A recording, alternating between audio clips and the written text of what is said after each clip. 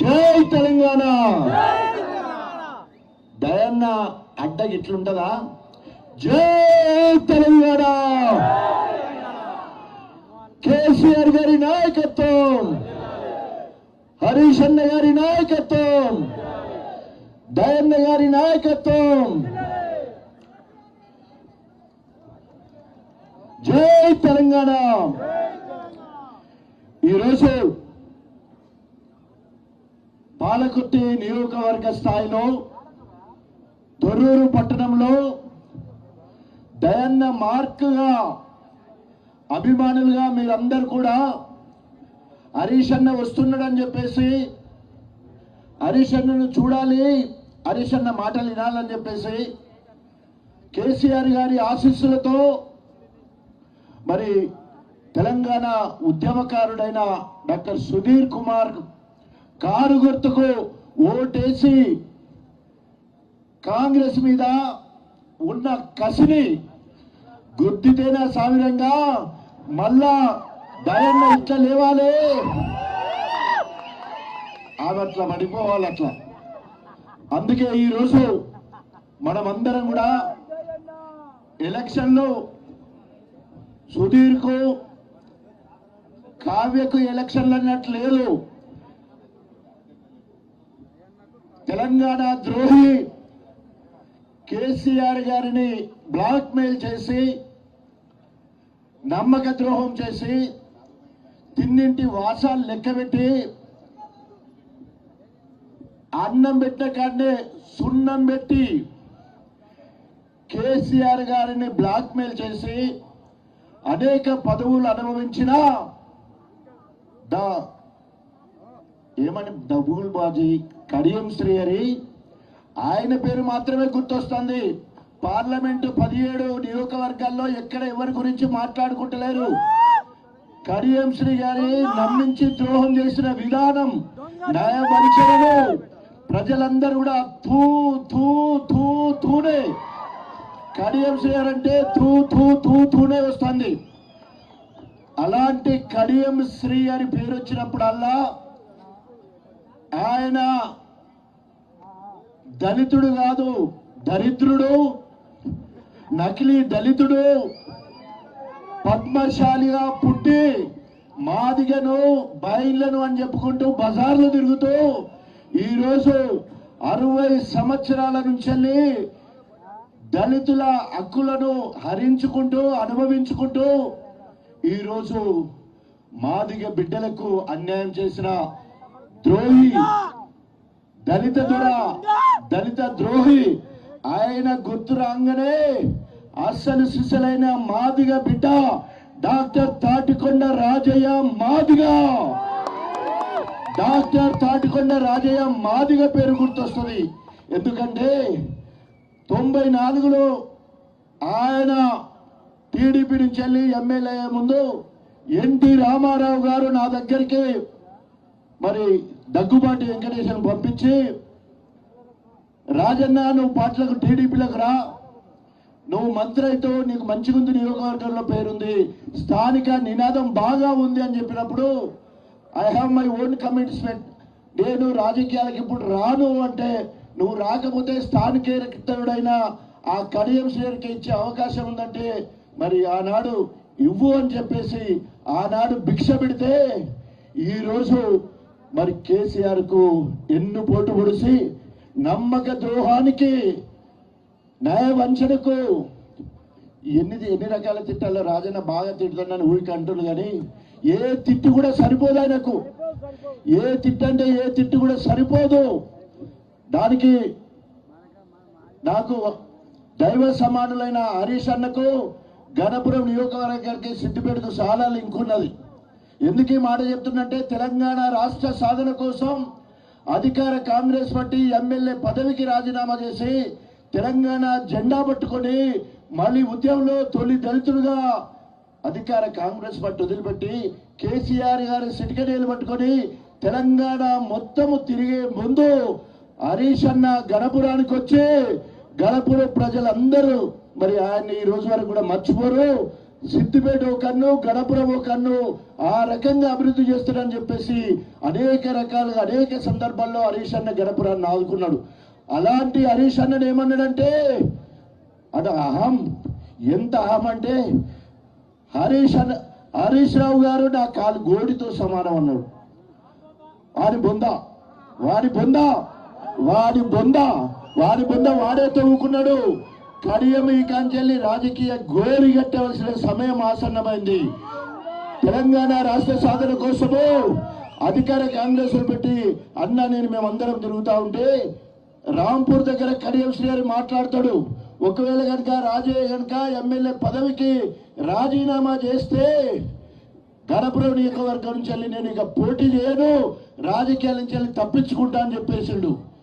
నేనేమో రాజీనామా వేసి జెండా పట్టుకొని గణపురంకి వస్తే నాకంటే ముందుగా పోయి మళ్ళీ నామినేషన్ వేసాడు. గంత దుర్మార్గుడు. నేను నామినేషన్ అని చెప్పి అందరికంటే ముందు పోయి నామినేషన్ వేసిన దొంగ కడియం శ్రీ గారి. సో అలాంటి దుర్మార్గుడిని ఓడగొట్టాలయ్యాల మనం. ఈరోజు 94లో నా భిక్షతోటి టీడీపీ నుంచి గెలిచి దయాకర్ రావు గారికి కడియం శ్రీ గుట్టు మొత్తం తెలుసు. మొత్తం కడుపులో పెట్టుకొని దయాకర్ రావు గారు కడుపులో పెట్టుకొని కడియం శ్రీ గారిని ఇన్ని రోజులు సాధిండు. ఇలా దయాన్ని తిరగబడే రోజు వచ్చింది. ఇద్దరు కూడా పర్వతగిరిలో పుట్టిండు. ఆయన పుట్టుపూరు ఉత్తరాలు మొత్తం కూడా దయాన్న దగ్గర ఉన్నాయి. ఎన్నిసార్లు దయాన్న సహకారంతో మరి అందరం ఎక్కిండో. ఆయన ఏ చెట్టెక్కిందో ఆ మొదలు కొట్టేసే రకం. ఆ రకంగా తిన్నింటి వాసాలు లెక్కబెట్టే దొంగ. మొత్తము దయాకరను అనేక రకాలుగా బాధపెట్టి ఆయన మాత్రం అందరం ఎక్కిండు. టీడీపీ గవర్నమెంట్లో మార్కెట్ శాఖ, ఇరిగేషన్ శాఖ, సోషల్ వెల్ఫేర్ శాఖ, ఎడ్యుకేషన్ 4 పోర్టుఫోలియోలు అక్కడ పూర్తిగా మొత్తం అవిభక్త వరంగల్ జిల్లాలకు ఒక్కడే మంత్రిగా. ఇక్కడికి వచ్చినాక కేసీఆర్ గారి ఆశీస్సులతో నంగనాథ్ లెక్క పక్కదారిని వచ్చి రాగానే 2014 ఎన్నికల్లో ఒత్తుడే నాకే చేశారు. ఎమ్మెల్యే పోటీ చేస్తా రాజయ్య కొద్దని చెప్పేసి అక్కడ కూడా దయాకర్ హరీష్ అన్ననే ముందుపడి రాజన్న ఉద్యమకారుడు, రాజన్నకి ఎమ్మెల్యే పదవి ఇవ్వాలి, ఆయనకు ఎంపీ ఇచ్చుకోండి లేకపోతే లేదు, కానీ ఎమ్మెల్యే ఇవ్వాలని చెప్పేసి హరీష్ అన్న ముందుపడి ఎమ్మెల్యే అవడమే కాకుండా ఈ రాష్ట్రానికి తొలి ఉప ముఖ్యమంత్రిగా నియమించిన ఘనత కేసీఆర్ గారిది. జీవితంలో ఇవాళ who is the first deputy CM of Telangana అంటే ఎవరైనా డాక్టర్ తాటికొండ రాజయ్య మాదిగాని రాయవలసిందే. ఆయన కడియం శ్రీ గారి రాజకీయ దురంధరుడు అంటారు. కుట్రలు, కుతంత్రాలు, ఎత్తులు, జిత్తులు మాత్రమే ఆయనకు తెలుస్తాయి. కానీ ఆయనకు నా దగ్గర కడియం శ్రీ గారికి మిండెడ్ ఎవరంటే డాక్టర్ రాజా అంటారు అందరూ. ఎందుకంటే ఛాలెంజ్ చేస్తా ఉన్నా, ఆయన వరుసగా 4 సార్లు గెలిచిన ఏకైక మాదిగొని తెలంగాణ మొత్తంలో నేను ఒక్కొన్ని 12,000, 33,000, 58,000, మొన్న చివరికి 18లో 37,000 మెజార్టీతో 4 సార్ల వరుస గెలిచిన ఆయన పట్టుబడి 4,000, ఇంకోసారి 4,400, మొన్న సచ్చుబడ్డట్టు 7,000తో గెలవడం జరిగింది. ఆయన ఇక్కడ 12 ఏళ్ళు నేను బీఆర్ఎస్ పార్టీని గణపురం పెద్ద చేస్తే రాశి తయారు వచ్చినాక రాశి మీద కూర్చున్నాడు. రాశి తయారు చేసినాక రాశి మీద ఎక్కడ కష్టపడాడు.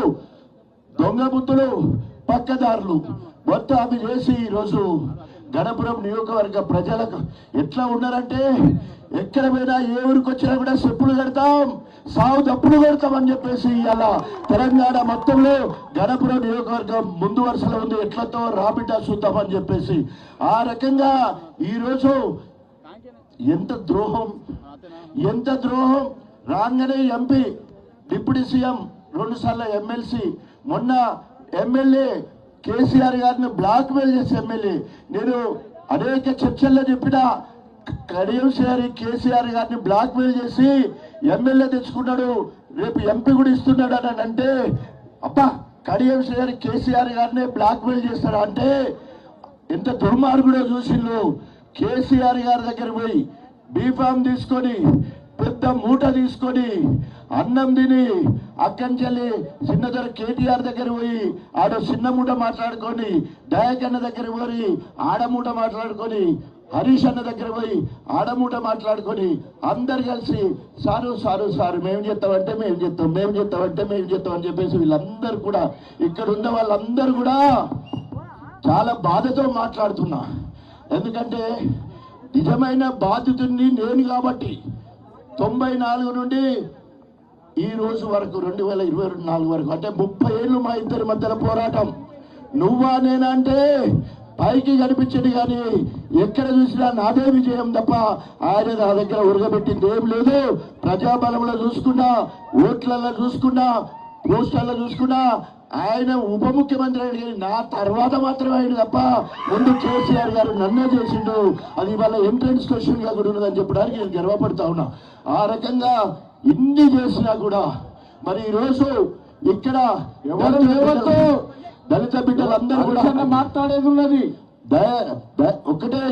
ఈ రోజు ఆ దళిత ద్రోహిని కల్ నాయకుడిని అదేవిధంగా మనందరినీ మోసం చేసి మన రిజర్వేషన్ 60 ఏళ్ళు అప్పనంగా వాడిన కడియం శ్రేయాన్ని ఓడగొట్టడం, కసితో ఓటేయవలసిన సమయం ఆసన్నమంది. ఓడగొట్టడానికి ఇప్పుడు ఓడిపోయి ఎన్ని బాధలు పడుతున్నామో మనకు తెలుస్తూ ఉన్నది. కానీ మళ్ళీ జోష్ నింపాల్సిన అవసరం ఉంది.